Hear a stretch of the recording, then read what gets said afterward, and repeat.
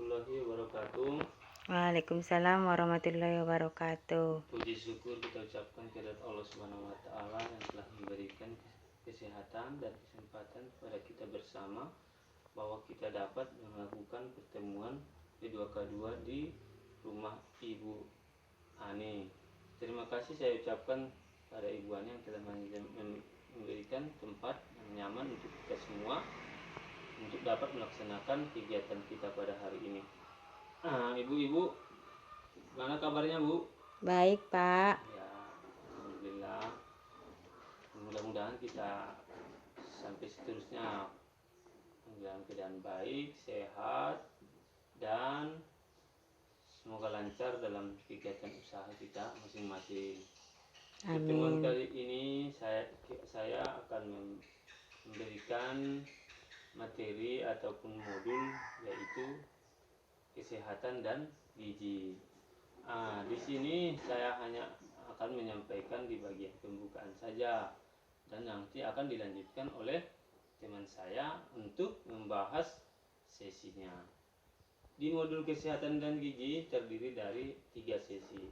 Yang pertama yaitu sesi pentingnya layanan kesehatan bagi ibu hamil. Ibu-ibu pasti yang sudah punya anak pasti sudah merasakan atau mengalami bagaimana itu bagaimana itu keadaan yang ibu rasakan waktu keadaan hamil. Di sini juga ada yang kita bahas bagaimana itu pentingnya nanti hari pertama dalam kehidupan seorang bayi. Dampak kekurangan gizi kepada anak-anak juga. Sebelum saya serahkan kepada saudara saya untuk menyampaikan sesi ini, saya ingin bertanya kepada ibu-ibu. Ibu-ibu, apakah ibu-ibu sering memberikan gizi ataupun semacam vitamin kepada anak-anak kita? Kadang, Pak. Ya memang seharusnya untuk anak-anak, apalagi anak-anak yang usia produktif seperti bayi yang usianya 1,5 tahun, itu kan harus disuplementasi dengan vitamin ataupun makanan yang bergizi, agar dia tidak terlambat perkembangan tubuhnya ataupun nanti mencegah akan adanya stunting, gizi buruk atau yang lain-lain. Sebelum nanti kita ke modul ini, sebelum kita bahas nanti, ini ada kartu di tangan saya. Nanti saudara saya juga akan membagi kartu ini ke masing-masing ibu. Ini namanya kartu pasar. Nanti secara detailnya saudara saya akan membagikan dan bagaimana cara bermainnya. Ibu-ibu siap kan? Siap, Pak. Ya, alhamdulillah. Saya ingin hanya mengulas saja bagaimana itu di sesi ini. Sesi yang pertama itu ya pentingnya gizi dan layanan kesehatan ibu hamil. Di sesi ini ada yang dampak. Di sesi ini bagaimana kita diarahkan untuk memperhatikan asupan makanan bagi ibu hamil dan melakukan pemeriksaan kesehatan. Selama kehamilan merupakan upaya menjaga kesehatan dan ibu dan anak sehingga anak tumbuh tinggi, sehat dan cerdas. Di sini dalam artiannya ialah ibu hamil dari keadaan ibu hamil kita harus memberikan makanan yang bergizi ataupun vitamin untuk nanti memberikan yang kesehatannya kepada ibu hamil. Setelah itu kita akan membahas tentang di sini ada isi piringku. Di sini kan terdiri dari protein, vitamin, mineral dan karbohidrat. Disinilah semisalnya ibu-ibu ini mau istilahnya makan atau menghidangkan sebuah makanan, itu yang penting dia harus memperhatikan itu mana ada protein, mana itu vitamin, mana itu mineral dan karbohidrat. Ini sangat penting akan untuk kesehatan gizi si ibu hamil. Setelah itu layanan kesehatan ibu hamil. Layanan kesehatan ibu hamil ini termasuk juga di bidan, kalau di desa, di puskesmas atau di rumah sakit, yang melayani tentang fasilitas kesehatan untuk ibu hamil. 10 layanan pemeriksaan kehamilan itu ya: pertama, pengukuran tinggi dan berat badan, tekanan darah, lingkar tangan atas dan tinggi rahim, penentukan letak janin, imunisasi tetanus dan toksoid, pemberian tablet tambahan darah TTD, tes laboratorium, penjelasan bidan, pengobatan bila diperlukan. Waktunya juga harus diperhatikan ibu-ibu. Pemeriksaan kesehatan itu lebih sering dan lebih baik. Sampai di sini ada pertanyaan ibu-ibu? Nggak ada, Pak. Kalau memang nggak ada pertanyaan, ya nanti kita harus lebih aktif lagi ya untuk membahas tentang modul ini.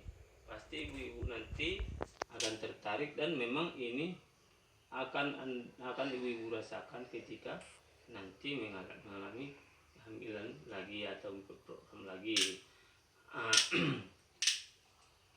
Sampai di sini ada lagi kurang jelas? Ada lagi yang kurang jelas ibu-ibu? Nggak ada, Pak. Sebelum nanti kepada saudara saya yang akan melanjutkan, alangkah baiknya kita mempersiapkan semacam catatan. Mungkin ini nanti tidak akan dibagikan kepada ibu-ibu, yang hanya sekedar untuk menyampaikannya saja. Apabila nanti perlu ibu-ibu untuk mencatat, ya dicatat dan disimpan nanti catatannya, dan ibu-ibu harus melaksanakannya di rumah masing-masing. Karena ini harus sangat penting, karena untuk menjaga gizi dan kesehatan ini ialah harus berdampak untuk kehidupan kita. Apabila salah satu anggota keluarga kita mengalami sakit akibat kecerobohan kita tidak menjaga kesehatan lingkungan, maka akan berdampak juga kepada ekonomi kita. Bagaimana tidak berdampak? Kalau misalnya anak kita sedang sakit, kita akan membawanya ke rumah sakit atau fasilitas kesehatan yang lainnya, itu membutuhkan biaya. Apalagi semua ibu-ibu ini tidak semua memiliki KIS, Kartu Indonesia Sehat, yang ditanggung oleh pemerintah. Nanti itu akan memberatkan perekonomian ibu-ibu. Jadi mulai dari sekarang ibu-ibu itu harus menjaga kesehatan lingkungan. Di sesi-sesi yang lainnya nanti juga membahas tentang bagaimana itu membersihkan lingkungan, bagaimana itu membangun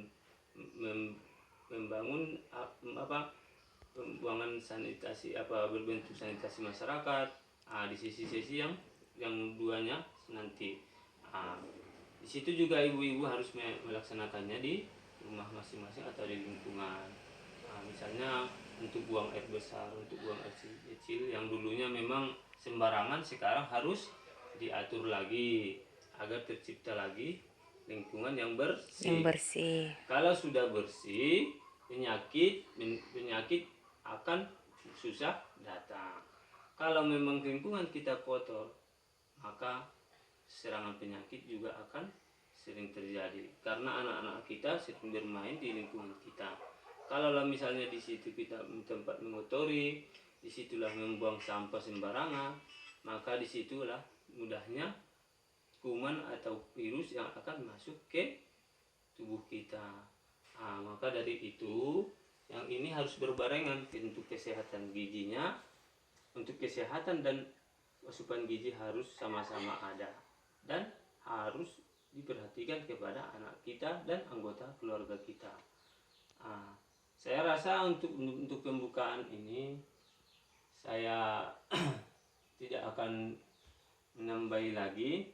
Tinggal nanti di bagian akhir nanti saya akan mengambil alih lagi untuk meminta tanggapan ataupun pertanyaan kepada ibu-ibu, bagaimana nanti melaksanakan ini supaya cepat dan efektif di rumah kita masing-masing.